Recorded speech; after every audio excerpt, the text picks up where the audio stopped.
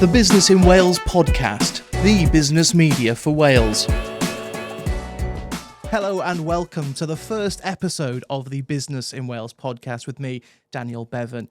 Now, if you are a regular viewer of the Sportin Wales podcast with Alex Cuthbert, then you'll recognise this studio. So I thought the best way to bridge that gap would be to get on someone who was at the top of their game in terms of sport, but then also went into business and has been equally as successful, which is why I'm so happy to say that we have got Andrew Coombs joining us today. Andrew, thank you so much for your time. How are you doing? I'm good, thanks, Dan. Thanks for the intro. Not many people are so kind to me. Oh, well, I think you deserve it, mate. Thank you. So you run 3 successful businesses. Talk us through them individually, if you don't mind, just for the listeners' benefit. Yeah, I think the most recent one, Bridgestone Group, which is the biggest company of all. Bridgestone was created in March 2024, so it's not very old. Bridgestone was created and launched really with a purpose in mind. We had a deep meaning to create something more than just a construction recruitment company, which is what it is actually, with a few other tailored services bolted on. Bridgestone Group has had massive growth in the first year. It's going extremely well, but there's a lot of reasons for that. First and foremost, we're part of the BGI Group. BGI Group is a large group of companies, turns over around 170 million altogether. So having the support and backing, financial backing, has been instrumental really in everything that we've done in Bridgestone. We also had the ability to bring in operatives and directors and frontline staff from other parts of the company. So we kind of cherry picked the staff that we were looking for, that we felt were right for the business. And in testament to us, they've been fantastic. The staff we've brought in have been incredible, and they're the reason why we've been able to grow so quickly. Bridgestone is a lot more than just a recruitment company. We offer a number of different services. Those services are compliance, so back office compliance, helping small contractors ensure they're compliant and not at risk of any trouble. We offer recruitment services. Recently opened up a training company as well to try and bridge one of the biggest challenges in construction, which is labour shortage. And we also offer outsourced payroll as well. So we try to take every service that a subcontractor, a small contractor might be faced with, try and collate it all into one service, an easy to use one-stop shop. We like to think. That company is really propelling forward, and it's where my main focus is actually. But prior to that, when I first retired from rugby, I started a family business with my brother Ross, Coombs Contractors. So we predominantly fencers and landscapers on new build properties, commercial projects. So that business has been running for 10 years, and that's really where Bridgestone started as well. I kind of built a network of clients, friends, and built really good relationships in that sector, had a deep understanding of challenges that companies might face, and then kind of utilised that and packaged it up and run it into Bridgestone. So all the clients are exactly the same, really. So my target market hasn't been any different. So you kind of just pick those clients up, plug them into Bridgestone, and again, that's what allowed us to have quite a fast start, really. Something totally different. My wife has a lovely aesthetics company. She's one of the lead trainers in Wales, I suppose, and she works for a company called Galderma, who are the biggest suppliers of filler worldwide. She's very fortunate that she travels the world with Galderma, training other medical practitioners in how to become aesthetics professionals. And we created our own training company in Wales called Access to Aesthetics. So I had a big involvement in that in the first 2 years of its inception. Really helped Helen get that business off the ground in the background. She was very much the face of the business. But credit to Helen, she's kind of running that company on her own now. Great staff involved in that business that are supporting her as well. So they're the 3 main companies that I've been involved with. There are a couple of other things that I've tried and failed in. A couple of things that I've done and are kind of just dormant in the background, which I hope to push on with one day, but who knows? Bridgestone is taking up so much of my time at the moment. We've just launched in Dubai, so very early days there. Fortunate, really, that the BGI Group has infrastructure and businesses already in Dubai. So we're just tapping into that network, utilising the infrastructure that they have in place, and then trying to build our own construction recruitment business in Dubai. So it's all going on. Really busy, really enjoying it, and the transition from sport to business has been quite seamless, fortunately. Yeah. And when you were in your sort of heyday, you were playing for Wales. I think it was 10 caps you got all together in the end. It would have been more if I wasn't around at a time when so many good players were in the Welsh team. There was like the Fab Five, I think, at the time, second rows, who were phenomenal. And sadly, I was born around the same time as them. Well, you still managed to play in the 33 win over England, the Principality, which, I mean, I still remember watching that on TV. I don't want to age you, but as a kid, and that is still one of the sort of the greatest rugby memories of a generation, really. So actually, before we go too much more into business, let's talk about that since we brought it up. But, in terms of your playing career, how much was business on your mind and that after career? I agree with you fully. That was the most fantastic day that I've ever experienced, in a rugby team or just around a rugby environment. There's been nothing like it, in my opinion. Might be a little bit biased because I was part of the day. But yeah, I think rugby for me was always a massive part of my life, but working was as well, purely because I was forced to. I was 18 years old getting my first Dragons contract. Had 2 shoulder reconstructions in the first 2 years of that development program, and the Dragons let me go. And at the time, I fully agreed with their decision. They weren't a wealthy club; they couldn't afford to keep players who couldn't stay fit, and they let me go. So I thought it was a smart business decision by them. So naturally, I was forced to go out and get a job, play semi-professional. Done that for around 2 to 3 years, and then the big break came where I had an opportunity to go and play for the Dragons again. And in fairness to Paul Turner, I played my first game against Connacht away. Paul Turner was the coach at the time. I came off the bench quite early, had a very, very strong game. And Paul Turner followed me off the bus, actually, when we got back to Wales and apologised to me and said, I've probably wasted 3 years of your life. You should have been a professional a long time ago. Come in on Monday morning, I'll have a contract waiting for you. And true to his word, the contract was there on a Monday morning. So when I went back to play, I didn't really want to give up work in a sense, so I continued to work as a business development manager for 2 companies, and I think that just gave me a grounding, and it probably didn't make me fear retirement in a sense, even though you never want the retirement to come, and it did come at a time when I didn't fully expect it. I think as a rugby player, you're well aware that you can always get a career-ending injury, but you kind of never expect that it's just going to happen to you. And in a quarter-final against Cardiff at Rodney Parade of the European Cup. I had a nasty injury, dislocated my knee, 14 surgeries in 12 months, bedbound for almost a year. There was no way back, unfortunately. In terms of having that bedrock there, was that always in your mind going, well, if I never step foot on a rugby pitch again, I'll still be okay? Yeah, I felt that was the case, if I'm honest. I always believed in my ability to be able to sell. I see myself as a salesman or just somebody that likes to do business. Don't really sell, if I'm honest. It's more of building relationships and trying to, win business that way and make sure that we're adding value to a company. But yeah, I always believed that I would come out and possibly achieve something. Just as I did when I was playing rugby. I think, rugby, be it on the field or in a business environment, is very similar. You have to show up. You have to be relentless. You have to be passionate about what you do. And you have to have a strong belief in your own ability. And I think it just implemented those things into business. I mean, anybody you speak to, I wasn't a flash player. I believe that I had a graft for everything I did. I wasn't as good as lots of other players, but it was down to hard work and just having that belief in yourself. And, I remember loads of times back in the past when I was playing and people questioned me for having too much belief in myself when I was playing semi-pro, possibly. And those moments stick with you and they drive you on to succeed. And they're the ones really that give you that driver. So there were lots of moments in your sporting career that pushed you into business and gave you that, I guess, that mindset to how to succeed.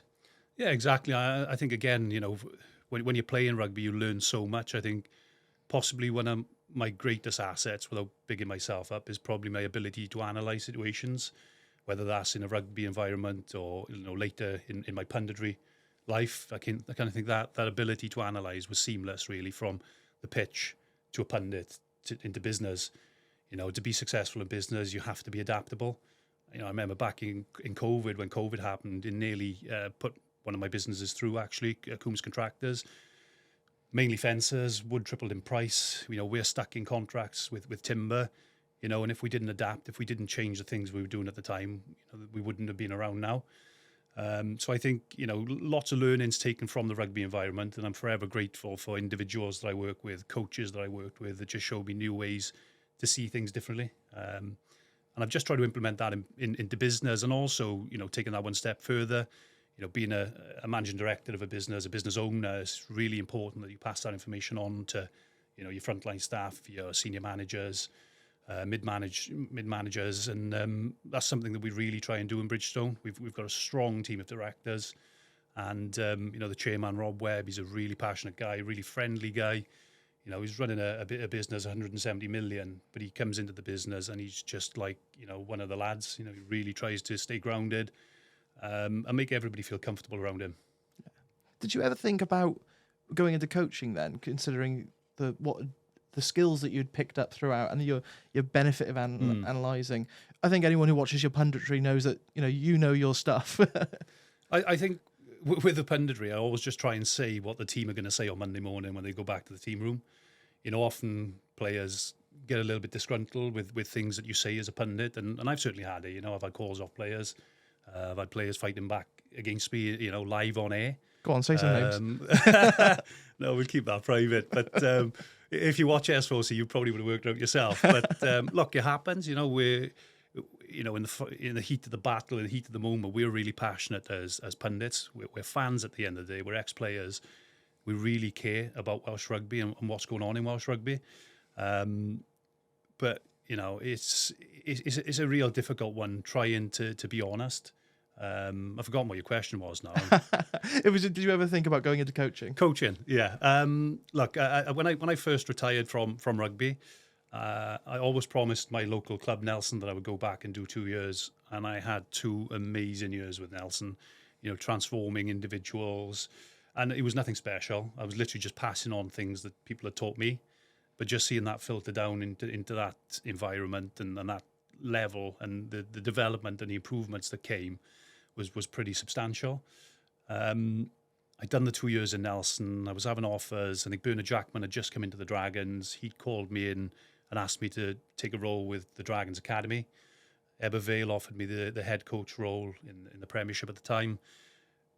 But obviously I was doing the punditry. I was running a business. It was difficult to give up, the potential that I had with my business to take a coaching role when there's only 4 professional clubs in Wales.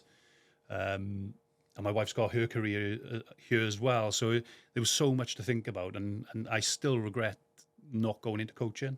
I loved being in a team environment, loved trying to develop individuals. But look, it just wasn't meant to be. I couldn't give up the opportunities I had with business to go into coaching. And unfortunately, that's just the way it is. But look, things have gone really well, and hopefully that continues. Obviously, with business, anything can happen, particularly in construction, because it's so volatile. The great thing with Bridgestone is that we've just acquired the industrial side of the group. So there was a business in the group specialising in industrial recruitment. We've brought that into Bridgestone as well, which now gives us an opportunity to diversify into other sectors. Again, we're not novices in that area, because the ops director that we cherry-picked from within the group when we first started actually came from that department. So he's got a deep understanding of that environment and that sector. So yeah, cut a long story short, coaching would have been lovely, but business is just as good, I think. Yeah, well, he'll certainly have more opportunity for a longer career. You say business is unpredictable, but Welsh rugby couldn't be more unpredictable at the moment, I suppose. Yeah, look, it's really sad to see. You think the worst of it is over, and then just something new crops up every day, and it's a real hard job that the WRU CEO has at the moment, Abby. She's right up against it. I wouldn't like to be in her shoes, if I'm honest. We can all be critical of things that she does, and maybe I haven't agreed with everything that she's done so far in her role. But look, it's an incredibly tough job. Imagine being a CEO of a £100 million business in the public eye. It's very brave of Abby to take that role, and I don't know many people that probably would. Business Boyd is about more than just food. It's about flair, flavour and fighting spirit. 6 food entrepreneurs compete head-to-head for a £5,000 prize and invaluable mentorship. All 6 will face various tasks to prove themselves to some of Wales's best business gurus. Who will whisk away with the prize and who will be left out in the cold? Catch the first episode on the 4th of June at 9 p.m. on S4C, S4C Click and BBC iPlayer. I think the thing with the WRU and Abby, obviously she's got a big CV when it comes to public sector work, but you're not seeing people as passionate about other businesses. People don't go and spend their hard-earned money going and watch Tesco, something like that. But when it's rugby and it's business, but also, there is this cultural element to it as well. There is that extra pressure that just is quite frankly unique to Wales, unique to rugby in Wales as well. Yeah, it's huge, and like with Abby, as she got the experience for that role, does she have a deep understanding of rugby union? I don't think so. Obviously, she has a huge amount of qualities. She's got a real tough job. Hopefully, the staff she's now bringing in are going to support her better than she's been supported previously. That's no disrespect to people like Nigel Walker. They've obviously worked tirelessly to try and make that work. But look, something's not right. The WRU are really struggling. The current position at the moment with the 3 Welsh regions, not happy, not willing to sign agreements. Cardiff going into administration. There's just so much at the moment. We're toured to Japan, in less than 2 months. We don't have a team of coaches. It couldn't be any worse, if I'm honest. And they really need to try hard to fix that as quickly as possible. And if I can offer any help at all, quick plug. No, it's look, I don't envy them at all. It's a real tough thing to run any company in any environment, but certainly they're scrutinised, but I suppose they paid big money to do those roles. Yeah, from a business perspective then, and you're right to say everything's in the public eye, every decision is scrutinised. You don't have the benefit of that in every single business, but what business changes would you think would benefit the WRU at the moment, if you can even put it into just a short quip? I'm not looking to get out of this. I'm not going to squirm away here, but it's very difficult without being in that environment. And again, I go back to saying about analysing. I think all my decisions in business come from analysing, all areas of that business without going into that company and looking at every pocket. It's very difficult to give an opinion. And the opinion you give is probably not going to be right because you haven't looked at it fully. Sure. So I'll sit on the fence on that one. I don't sit on the fence often, but I'm going on that one. Well, you do own a fencing company. It does help. But the appointment of Dave Redding, for example, a lot of people point to that as a real big coup. And albeit on the rugby side of things, I mean, if he can get the pathways and the regions all sort of working in unison, that's only going to help the business outlook, isn't it? Exactly. I mean, without grassroots rugby, without school rugby, there is no professional rugby, and that's the current state we're in. Grassroots rugby has been overlooked for far too long. The school systems are failing. And until we get strong systems there, we're not going to compete at the highest level. You look at, youngsters when they get to 16, 17, what are they being offered by the regions at the moment? £5,000, £10,000, £15,000 a year. And then you got universities and colleges coming in from England offering scholarship, housing, food. You can't compete with that. And then they're getting paid as well a salary, maybe 15, 20, £30,000 a year. It's impossible to compete with that. So that for me, that would be the first place I'd be looking, is how can you fix that system? How do you fix that chain? You've got to get that right at the bottom for it to grow into something successful at the top. Mm. If we can pivot back to Bridgestone and what you're doing post-rugby then, you've just come back from the UAE, launching in Dubai. I think for people my age, Dubai is a place where the most annoying people from school go and then end up just telling you how bad the UK is from afar. But, it is a real hub of business and, construction activity. There's probably no better place in the world at the moment than the Gulf. So tell me a little bit about your trip and how you think that it's going to grow the business. Certainly, yeah. So, I mean, I've been traveling back and forth to Dubai for probably 7 years. I've loved every time I've gone there. I love the environment, the culture, the great things that Dubai has to offer. I think Dubai does spoil you when you go there, has the best of everything. But it's not just about that. It's about, Dubai and the UAE in general. They're building faster than anybody else. they have huge ambitions to grow their cities and the country in general. So for us as a construction recruitment company, we're better to go than the busiest place in the world. So, we've looked at that. I mean, I travel back and forth Dubai and I look in the sky and all I see is cranes. And in construction, if you see cranes, then, buildings are being built. So we've got the infrastructure there as well. I'll be honest. I think if we didn't have the infrastructure already in Dubai, it would scare me a lot more. It still does scare me. I mean, I landed there 3 weeks ago for the first time to try and put things in place for that business. And I felt a little bit like an alien just landing, not knowing where to turn. Thankfully, the infrastructure is there and you go into the office and you get introductions to other people and very quickly you start building, a network in that area. So, look, it's...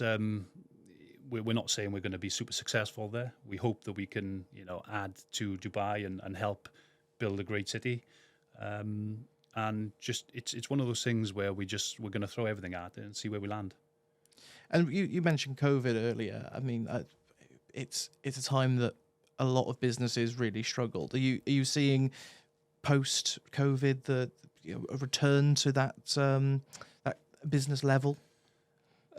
Construction is very up and down, if I'm honest, and it has been since COVID. I think lots of companies were kicking the can down the road during COVID, we got out of COVID okay. Actually, we rebounded after COVID. We had a really strong year. We got to the end of that financial year, and then one of our clients went into administration, owing us, nearly £100,000. That was £100,000 that we lost. That happened again and again after that. So you're trying to build your own business, and all the while other people's, I wouldn't say failures, because there's so many challenges in construction. Nobody sets out to go into administration. Everybody wakes up every day wanting to get better and to build their business. But for whatever reason, these companies have gone into administration, and it's seriously affected our company. I've got a lot of friends in the industry who are going through that now, where they're filing adjudications against companies.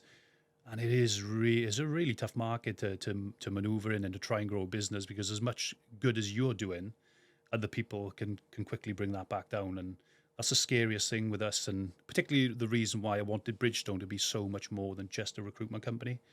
We see ourselves in Bridgestone as a growth partner.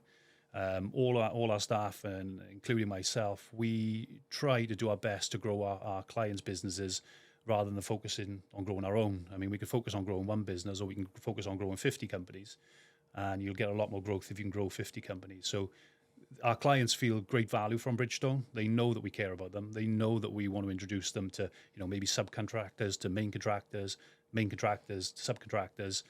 And we just try and bring all that together, get great people meeting great people, and business is done and everyone's happy. So that's very much our thought process in Bridgestone.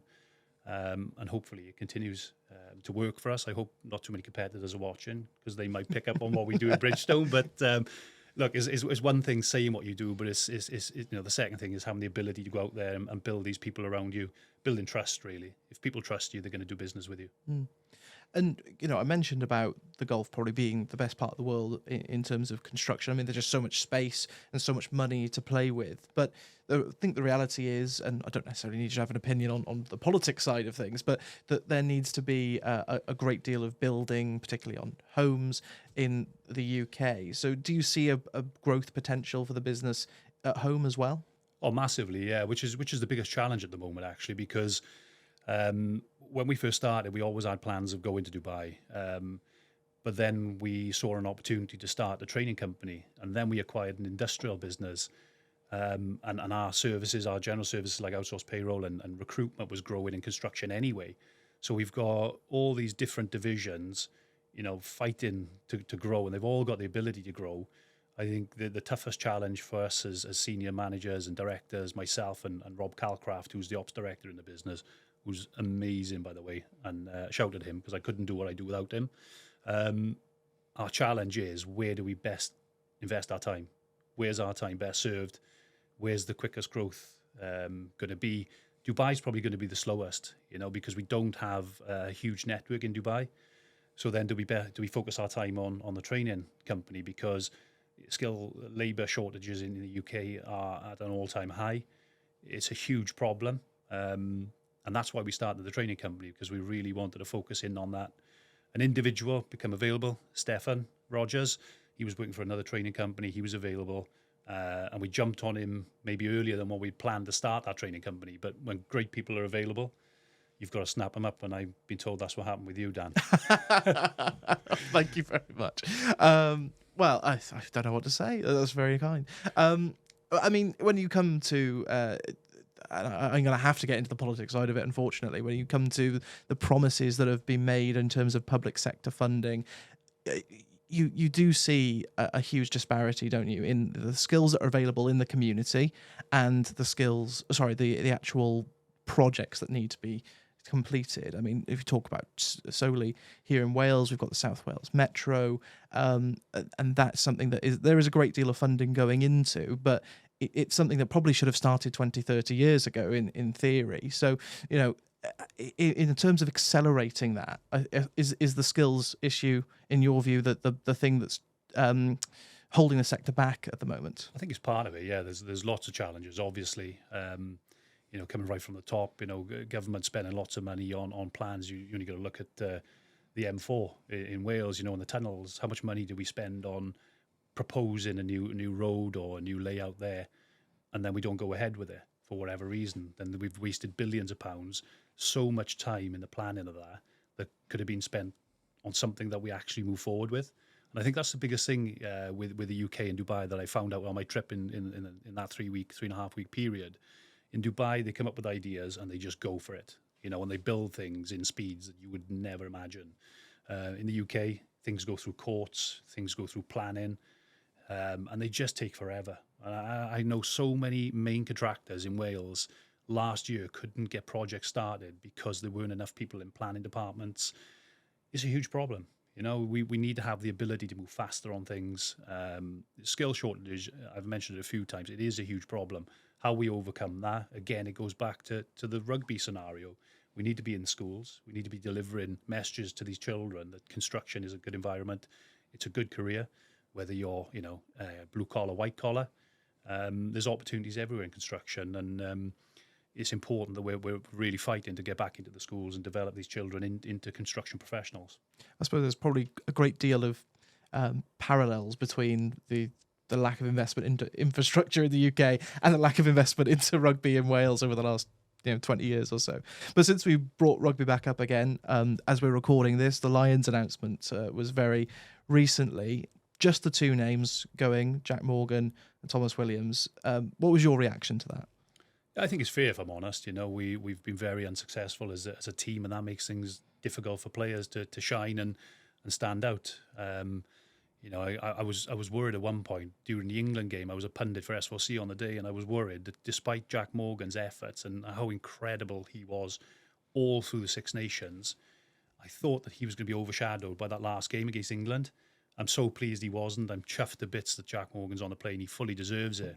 But it reminded me of the 2013 game that you brought up, where many England players were probably rubber stamped to go onto the Lions, and they didn't make the plane purely because of the result after the Wales game. Lots of the Welsh players went instead of the English. I felt that was going to happen with Jack, actually. So I'm glad there's two on the plane. Thomas Williams deserves to go as well. I think he's a fantastic player that can offer something different. And it's sad to see, actually, isn't it, that there's only two Welshmen on there. But let's get behind them. Let's get behind the two and really support them on their journeys. And congratulations to the pair. It does, though, I think, it just show the state of Welsh rugby at the moment, that this is the lowest there's been in any Lions team since the first in 1936. I don't even think the team was called the Lions back then, if I remember rightly. So, whilst it's deserved, which, if anything, that makes it more damning, does it not? That, if there's two players going and we think that that's probably about right, it's not a great look, really, is it? It's not, but at the same time, it'll really make those in charge of the WRU react. We need them to react fast because massive changes are needed. If 6 or 7 Welsh players had sneaked onto that plane, again, we would have been papering over cracks, as we've done for so many years whilst Gatland was successful. For years, we didn't really have a development plan in place strong enough to compete with the English. And we're paying for that now. So I think it's probably going to make us react a lot faster than what they could if, we had 5, 6 on the plane. You talked a great deal about what rugby was able to give you and what you were able to take from rugby throughout your career. You've been very open about your diagnosis of dementia, which is sadly a legacy of playing rugby at a high level. Can I just start by asking how things are with you at the moment? Yeah, I think you notice changes quite frequently, if I'm honest. For me personally, I just kind of look at my circumstances as an individual case. I know there's lots of people who are part of the cohort and who are suffering the way that I'm suffering.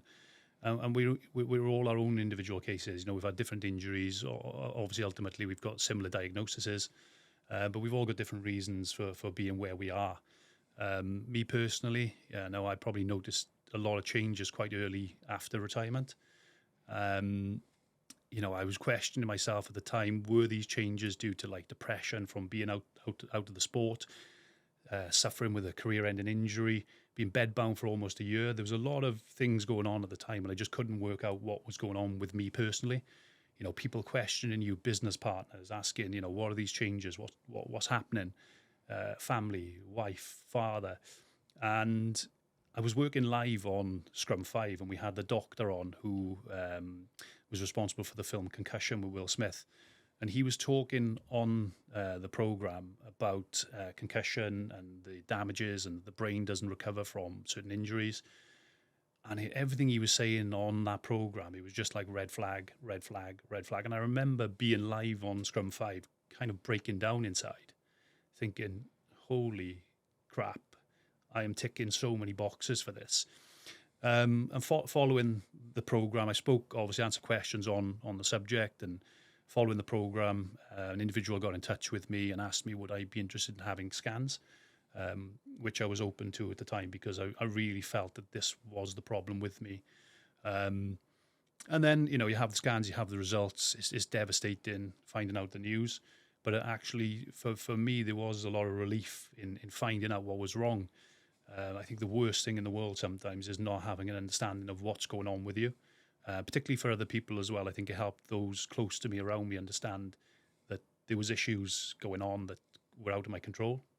And but for me personally, I just want to move on with my life, not be affected by the condition, try and do as many things as I can. And actually, I've been more adventurous since having a diagnosis. I want to be doing more. I travel a lot more. I bought a property in Spain, something my wife would never get me to do because I'm tight with my money. But I think it just gives you a realization that you're not here forever. You're going to be ill at some point. Unfortunately for the individuals involved in this case, they're ill a lot sooner than what they would have liked to have been ill. But for me personally, I just want to carry on and try and build a legacy with Bridgestone Group and pass the baton on with Coombs Contractors at some point. And just try and have a positive impact and try and inspire, individuals, whether they're rugby players coming to the end of their career or just, youngsters coming through into the construction industry. Just try and show them you don't have to, have degrees behind you. I left school with no qualifications at all. I had a B in art, and that was about it, which I tell my son all the time and I'm very proud of. But I just want to try and inspire people with as much time as I have on this great planet. You've obviously spoken, very brilliantly there, but also spoken out in the past. There are hundreds of players who are part of these lawsuits against the governing bodies who, many of whom would rather keep that news private, and understandably. Why was it important for you to speak out? I think it's to educate people, to be honest with you. And I think, I'll be honest, the greatest challenge came with my own father, who didn't have he just couldn't believe that I was part of the cohort, didn't understand my decision to be part of that. But, I quickly explained to him of instances in my career where I personally had felt that things weren't done correctly. And all I did was measure my own case. I kind of analysed things that had gone on and should they have happened, should they not have happened. And I personally feel the things that have happened to me shouldn't have happened. My father was working in the mines for a long time before he joined the police. He was 30 years in the police. He's retired now. But he suffers with vibrating white finger. And if you look into the history of vibrating white finger, it's very similar to what's going on now. I asked him to explain that to me. What is vibrating white finger? Why do people claim money for vibrating white finger? because policies were hidden from the workers. There were policies in place which said if you use power tools for more than 20 minutes, I think this is, don't quote me, but if you use power tools for more than 20 minutes, you will develop injuries to your hands. And many people who worked on the mines are suffering, really suffering, and claiming for that. So it's very similar to what's happened in rugby. Policies were there, they had information, they chose not to share that information with players. And that's my belief. I think that things should have been done better. And my whole philosophy now is to try and educate and put pressure on those in charge to ensure that they are looking after the next generation. And on a similar note then, as someone who's obviously had a really good footing in business whilst you were still playing, is there enough education, not just around head injuries, but also around post-career, what skills, what things that players can go into afterwards? There wasn't when I was playing. We had one WRPA representative working on her own, a very small voice, if I'm honest, in terms of her ability to make any changes. The WRPA is funded by the WRU, so people who have been in the main job of the WRPA previously, who have tried to fight against the WRU, haven't been successful because they're shot down because ultimately they're paying their wages. It's an impossible position to be in. And at stages, I've been offered that role as well. People have spoke to me and asked me why I don't go forward for that role, but it's an impossible role. I think the WRPA have done a great job in expanding and putting, representatives into the regions to try and help those players. What they're doing, I don't know. I don't have vision on that. The impact they're having, I'm really unsure of. But I mean, I've had a lot of phone calls off players, particularly when I retired, and they were saying to me, what's the best insurance policy you can have? And my response always was the best insurance policy you can have is an education. Because insurance companies, they're in it for themselves. They don't want to pay out. Often the premiums are extremely high and the payouts now are very, very minimal. So it's more important than ever, I think, for individuals who are playing professional sport to look outside, whether they can be engaging with companies now, having a direct impact and starting to build that career for when they're ready to leave. Well, Andrew, it's been an absolute pleasure talking to you. And to be honest, we could probably talk for a lot longer. But before I leave this, and hopefully you can come back and we can continue things on, I want to ask everybody who comes on the show, if there was any advice that you would give to your younger self, what would it be? To listen more. I think throughout my rugby career, I've failed to listen to many coaches, thought I knew better. But, those people are really looking out for you. And I think you should always take on advice, whether you want to implement that into the way you operate. But certainly it would be to listen more and speak less. The Businessin Wales Podcast, the business media for Wales.